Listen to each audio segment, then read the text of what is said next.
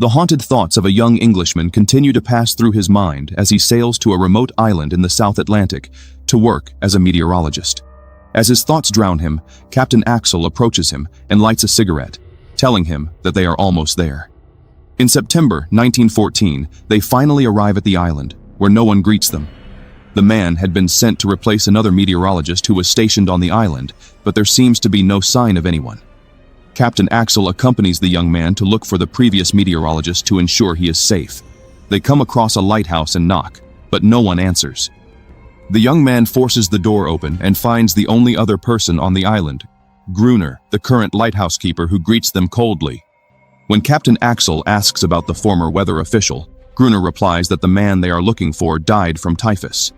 Gruner seems unbothered by their presence and walks around nude, irritating Captain Axel. The young man leaves the lighthouse. When Captain Axel bids him goodbye, the man named Friend wanders around the island, as he believes that life ahead of him is like that of the former weather official. He must dwell into the intensity and direction of the winds for 12 months before someone replaces him. When he returns to the cabin to fix his things, he finds the diary of the previous meteorologist, revealing his name as Aldor. Inside, he sees sketches, a photograph of Aldor's wife, and even a drawing of the lighthouse with strange creatures beside it. The next morning, he finds a strange circular shape made of shells and stones. He then heads near the coast with the telescope to start work, and as he peeks through the binoculars, he sees the naked man doing a stretch as preparation for a long day of doing nothing. That night, while he is reading, he hears rustling outside his door, to which he thinks is Gruner. However, the noises get louder and louder with scratching and growling. Then suddenly, a reptilian hand appears at the bottom of the door, which he immediately steps on, causing the unknown creature to get agitated. When he hears more noises, he hides under the floorboards while they try to enter his cabin.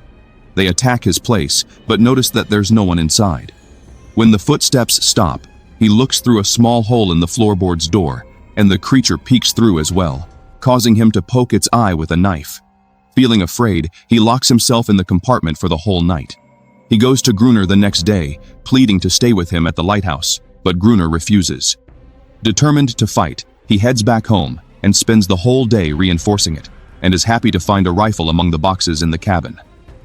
The man feels ready to fight against the unknown monsters. The night comes, and the swarm of beasts starts appearing from the darkness, slowly approaching the cabin. He braces himself as he shoots at the creatures trying to enter the place. Eventually, he has no choice but to start a fire, since there are simply too many to handle. The fire makes them flee, but it burns the cabin. He runs away from his burning house. Fortunately, it rains before the cabin completely burns down. The following day, he sees Gruner leave the lighthouse and discreetly follows him down to the rocks. When he is about to ambush Gruner, a blue female sea creature attacks him, and he points his gun at her. Gruner stops him from shooting her by showing she is vulnerable. The young man takes advantage of offering Gruner some of his supplies in return for shelter. Gruner then calls the man a friend for the sea creature to acknowledge him as one. A little while later, they head into Gruner's cabin to gather his supplies. He realizes that the former weather official didn't die from typhus, but from the sea creatures. However, Gruner tells him that they need to head back to the lighthouse since it's nearing sunset and the creatures might attack. They lift the supplies into the beacon, and after a long walk, Gruner passes out. One morning, Friend is awakened by the female sea creature licking his hand, trying to heal his burns. It turns out that he has been asleep for 2 days. Gruner then finds Friend and takes an inventory of their ammunition, explaining to him that the creature, which he calls a toad, is like a dog who will not abandon her master no matter how cruel he is. Friend gazes at the creature, fascinated by her existence, giving her the impression that she's different from the others. However, Gruner warns him not to trust her entirely, believing that her silent and calm personality hides evil intentions. Gruner then shows Friend more of the lighthouse and takes him up to the top. Friend wonders why Gruner chose to stay on the island when he had the opportunity to leave. Gruner tells him that he will never come back to the civilized world now that he is the master of his own destiny. Still, Friend tells Gruner that he will come aboard when he sees the next ship come by, to which Gruner wishes him good luck. Later that day, Friend contemplates how a few days of isolation recently changed his perspective. As he fixes his things, he is surprised by the creature's presence, but still, he observes her as she ignorantly eats a candle.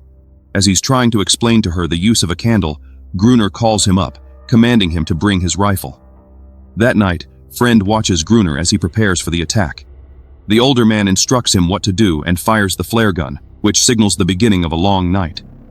On the other hand, while the female creature wails into the sky, a crowd of sea creatures barrels towards them, and Gruner starts shooting. However, Friend feels overwhelmed as he remains in his position and slowly walks backward until he passes out. Gruner is left alone fighting the appalling swarm of sea monsters. The following day, Gruner is enraged at Friend's ineffectiveness, telling him to fetch water instead. Friend then gets the water, and when he comes back, he hears a pounding and wailing in Gruner's room, and to his surprise, he sees Gruner thrusting himself into the sea creature. He then immediately leaves. Later that day, Gruner and Friend eat lunch in awkward silence. Friend cannot confront him as he feels guilty and uncomfortable at the same time. However, Gruner breaks the tension as he bangs the table, telling Friend that he only has one last chance left. That night, Gruner catches the attention of the creatures as he takes the flare gun. When the monsters appear, Friend is frightened again, causing Gruner to lock Friend outside on the balcony, leaving him to fend for himself against the monsters. Despite hearing gunshots and Friend's pleas outside, Gruner falls asleep. As the sun rises, Gruner is surprised to see Friend alive, covered in blood, gazing blankly at him. Months pass, and the two men get into a routine when the creatures attack several nights in a row, forcing them to keep vigil. Days are always the same, nights are getting longer, and only nature keeps them sane. They manage to coexist, where Friend's everyday task is to fetch water while Gruner maintains their weapon. One day, Friend speculates that the creatures are returning to the lighthouse to reclaim the female sea creature. However, he still wonders why she allows her species to get killed and why they don't attack on some nights. Gruner doesn't care as to why the creatures come and plans to exterminate them all. Later on, Friend visits his old faded cabin to reclaim some of his belongings, only to discover how he has changed his appearance as he looks at himself in a mirror. He trims his beard, hoping to have some sense of his old self. On his way back to the lighthouse, he comes across a massive whale skeleton and picks up a piece. Still, there are no attacks that night, making him believe that the laws between the fighting are often worse than the battles themselves. Still, they take advantage to prepare for the next attack. While Friend wanders around, he sees the creature and approaches her for the first time. As he touches her cold skin, he grows to like the strange being and gives her the name Anaris, while Gruner uses her for his ends as a servant and slave. One evening, Gruner invites Friend to play chess. As they play, the young man shares his observations and hypothesis on the existence of the sea creatures. However, Gruner asks him to shut his mouth and play, urging Friend to perform a checkmate. Gruner then picks up his gun and points it towards the young man's direction as he perceives a creature behind his back. It turns out the sea monsters are already on the attack. They run into the higher point of the lighthouse as more and more monsters arrive. They fight with their rifles but are getting overwhelmed as the attack came too sudden. Still, they decide to go up to the lantern pane where the light illuminates. Unfortunately, Gruner is badly bitten on the foot as he flees upstairs. After locking himself inside the pane, they spend the night up there while the creatures try to reach them through the glass partition. Thinking that this is his end, Gruner sings a tragic love song until the sun rises and the monsters leave. That morning, Anaris takes care of Gruner's bent foot as she sticks her tongue into the wound. They cannot survive another war as they are running out of supplies, ammunition, and will. Later that day, Friend perceives a ship from the distance while he roams. He immediately runs inside to get the flare gun, afraid of having no one to hate. Gruner restrains Friend as he's about to shoot, pinning him to the ground. Anaris tries to protect Friend, which enrages Gruner, causing him to walk out with the flare gun. Feeling frustrated, Friend yells at Gruner, telling him that he's afraid to be left behind and fight alone.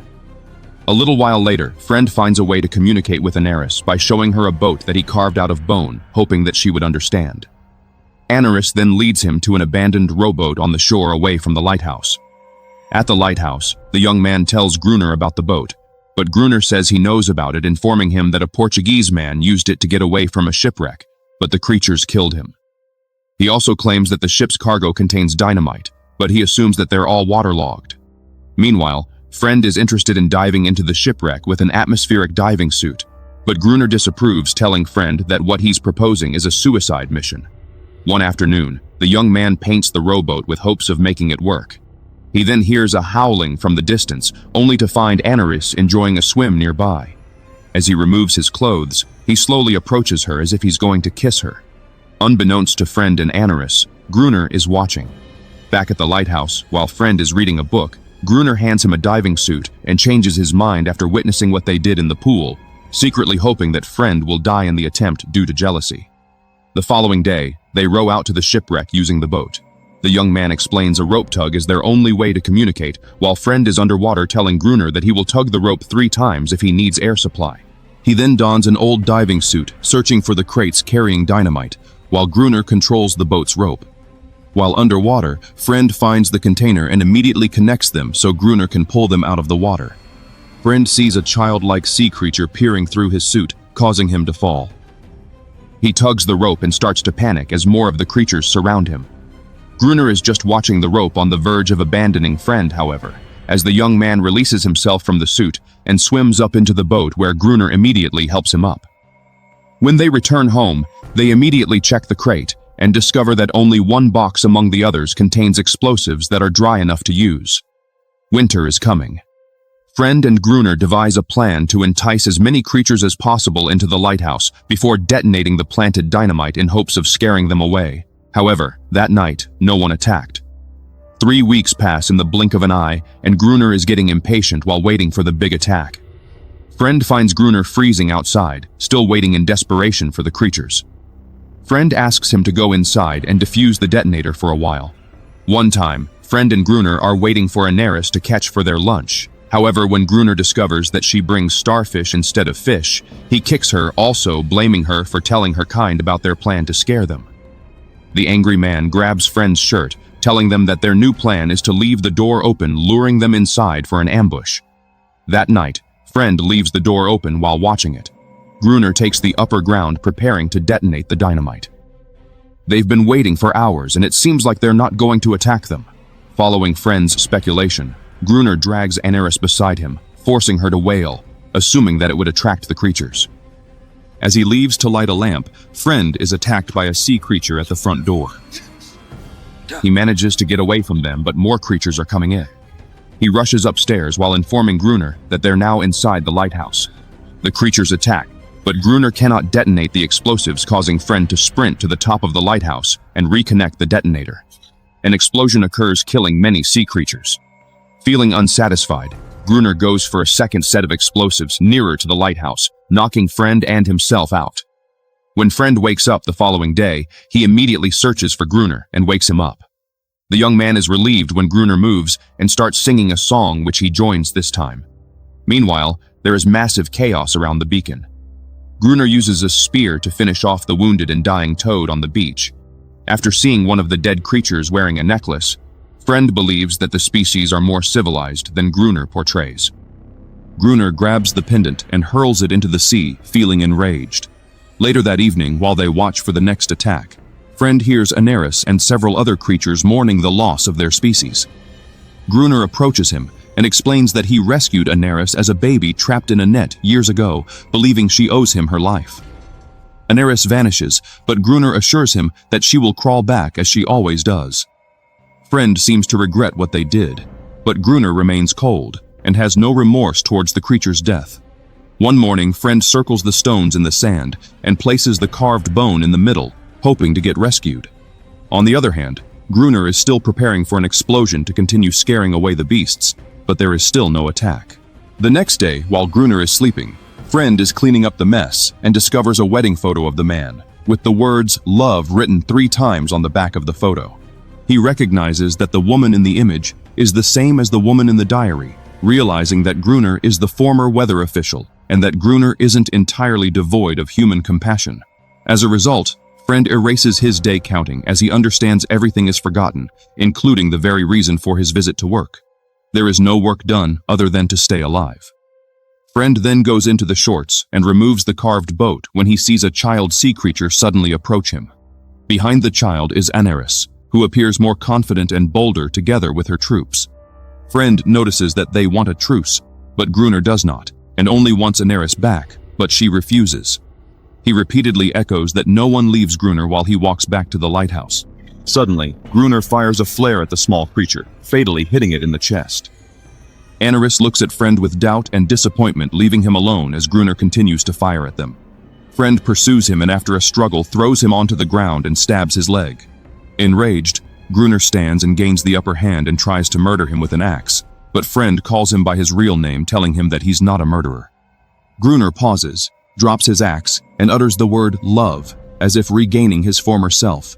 He steps outside and looks up at the starry sky, and as Friend locks himself inside, the sea creatures surround and kill Gruner. A few months later, the next ship arrives to bring over Friend's replacement. The captain mistakenly calls him Gruner, upon witnessing a shocking state of existence, which he doesn't bother to correct. Gruner leaves Friend with an unwavering legacy of taking his place. The young man keeps his role, thinking that this is the peace that he was looking for. The new Gruner stands by the balcony staring at several boats, while Anaris runs into the sea where she swims freely from one hell to another.